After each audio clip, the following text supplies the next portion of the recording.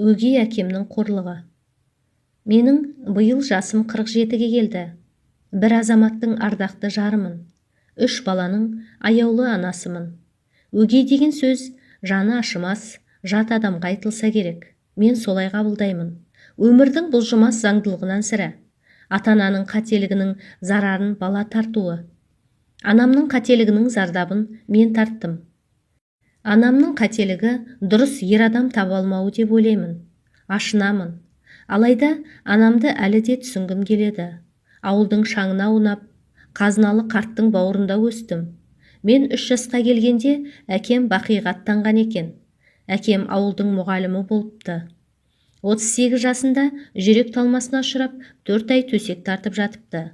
Анам әкемнің көзі тірісінде-ақ өгей әкеммен көңіл қосыпты. Әкемнен қалған 70 жылқы, 10 сиыр, 88 қойды бір сәтте жоқ қылыпты. Дүниені қоя берші, арақпен құмар ойнап құртқаны анық қой. Сол өгей әкем мені қақаған қыста 2 шақырым алыс жердегі құдыққа жіберетін. Анам сол кездері маған алаңдамай ма, әйтеуір әкеме бір ауыз үн қатпайтын. Бірде сол су тасуға шығып боранда қалғаным бар. Бір түн бойы далада есімнен танып, боралдай асуында жатыппын. Өлмеппін. Мені бір шопан қария тауып, үйіне апарып, 1 апта боран бетінің қайтқанын тосыпты. Боран қайтқан соң, үйге әкелген соң, өгей әкем халімді де сұрамастан, белдікпен аямастан ұрды. Бар кінәм жұмыс істемес үшін әкем мен анамды жұртқа жаманатты қылады екенмін. Жаны ашымас адамға жайыңның қандай екені қызықтыра ма?